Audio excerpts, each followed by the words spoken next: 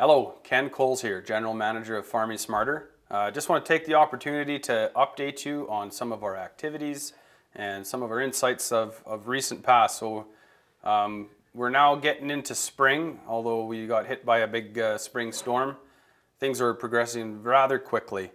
First of note, I wanted to say goodbye to Kristina Halma, a staff member of ours that's been with us for 2.5 years now. So she's moving on to other things and did a lot of hard work for us on some of our field scale projects, on our Fusarium Headblight management studies and contans biofungicide projects and pest monitoring. So we want to wish her the best of luck in her future endeavors and that we will miss you. On that note, we've come to the end of our 3-year project on our field scale studies looking at Fusarium Headblight, and this has been an interesting subject over the last number of years, and especially this year in the media you'll notice that Fusarium Headblight is becoming more and more of an issue. One of the most devastating diseases that affects cereals across Western Canada. Now we've seen isolated incidents spread as far as Edmonton area and now well into Saskatchewan. So it's no longer a southern Manitoba issue. It's all over Western Canada. Our project is finishing up a 3-year, more of a field scale demonstration project looking at the management practices that are involved. So in southern Alberta, it was first a big problem, mostly due to irrigation. The reason for that is we tend to keep a more humid and moist environment when the cereals are flowering, and that's the point when they're able to be infected. Of course, there's certain people that have thought that the introduction of corn had caused the problem. I'm not sure if that's the case or not, but what we do know is that the problem is here and we have to manage it collectively. The two main things that we looked at within our studies, and we cooperated with 9 producers in southern Alberta each year conducting field trials looking at irrigation scheduling. So the idea is to top up the soil profile right before flowering and then turn off that irrigation so that we're not artificially creating that moist environment that's going to speed up that infection. The other one is a pretty straightforward fungicide application. So there's a couple of newer herbicides or fungicide available that are targeting Fusarium Headblight.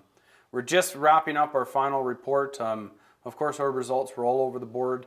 There's certainly hot spots within southern Alberta in that Bow Island area and some up in Pitcher Butte area that have really high levels of inoculum.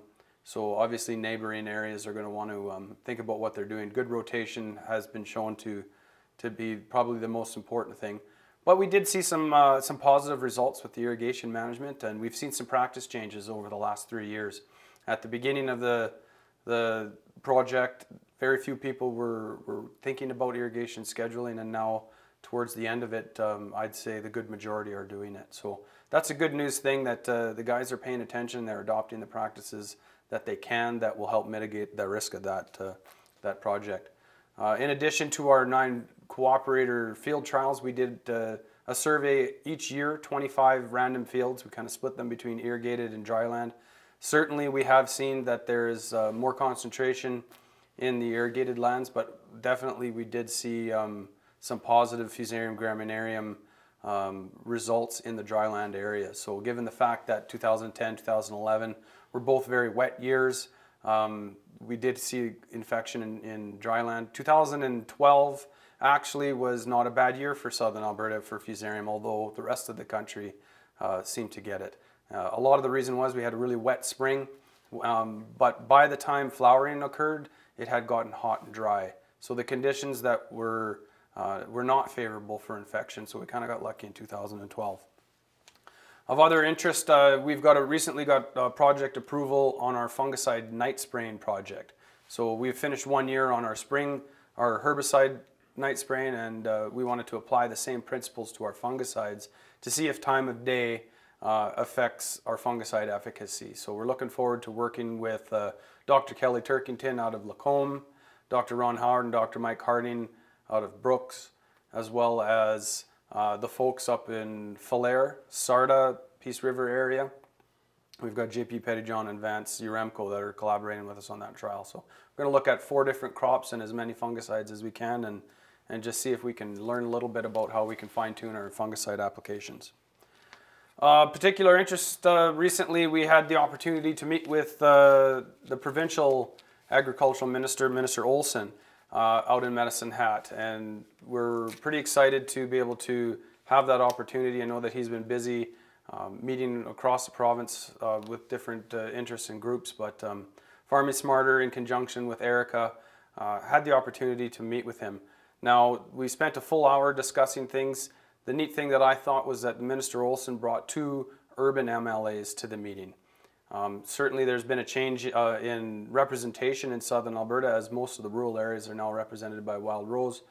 That leaves not a heck of a lot of rural representation in Parliament Hill, so I think it was really insightful that Minister Olsen was trying to get some of the urban MLAs connected with agriculture, and because of their presence, the meeting had a different dynamic to what I'm unaccustomed to. But what I can tell you is that they were extremely excited about what they saw. They went on some farm tours. They were interested in our meeting and the group and the work that we do, and in fact we were invited to speak at caucus to sort of get the rest of the provincial MLAs on board of the type of work that and the good work that's being done in agriculture. So we're really excited about moving forward with that, and hopefully, you know, connecting the dots and trying to connect rural and urban populations so that agriculture remains a priority, and that we do a good job of branding our successes.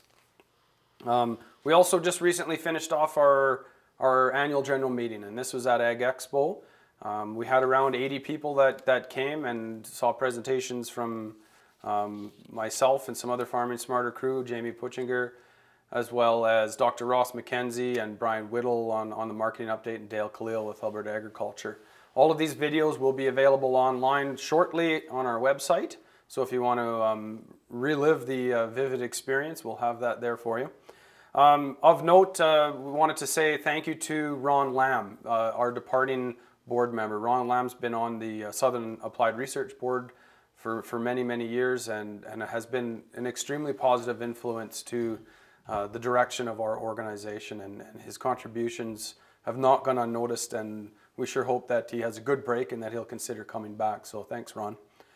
Also, the remaining directors that were up for election all chose to let their names stand, and I think that was also a really good news story, that they're excited about what's going on and they want to continue contributing to this organization as we move forward. And I think that there's a lot of opportunity for change and for growth within this organization, and it's very important that we have a good solid board. So check out our website and you can see who was on our board, and if you ever have any questions, you can always contact them or myself as well.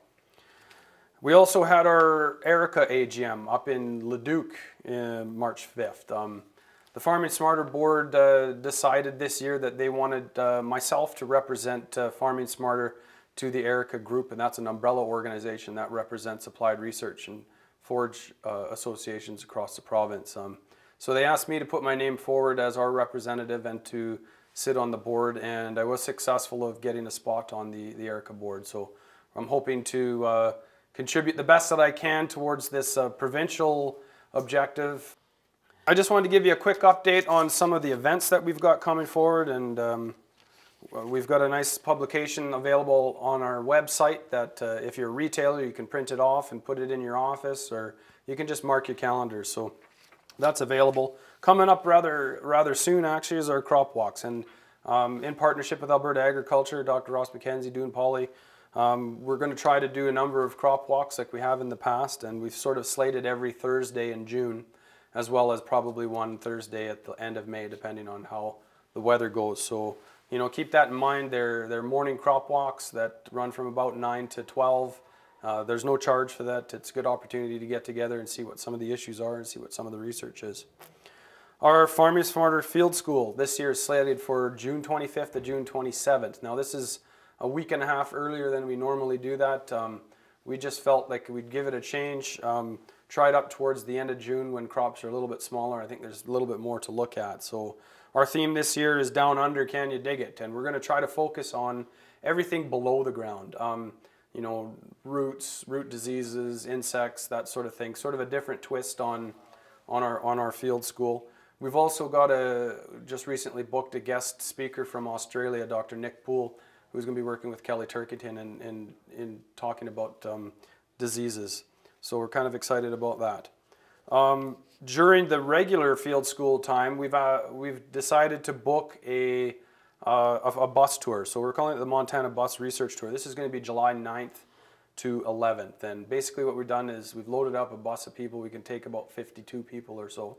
And we're going to go down into Montana and tour all the research facilities and some other interesting manufacturing facilities and some farms as well. So last year we had a great tour down to South Dakota to see Dr. Dwayne Beck's research farm, and we're going to try to continue that. It's a great opportunity to get to know some other progressive farmers and agronomists across southern Alberta. It'll be 2 days, or 2 nights and 3 days. Give us a shout. The bus is actually filling up pretty quick, so if you're interested in that, go on the website or give us a call. Our Medicine Hat Field Tour is slated for July 18th, and our disease crop walk here in Lethbridge is August 1st. So we've got things booked. I'd also like to recognize that we have a number of sponsors for our year, and some particular big ones that came in again are UFA, Alberta Canola Producers Commission, and the Alberta Pulse Commission. And these guys are giving us some good sustainable funding to help put on these events that I think are the keystone of what we're doing and trying to get good information out to farmers, as well as to collect that good innovation and ingenuity from you guys. So we look forward to seeing you this spring, and we'll talk to you soon.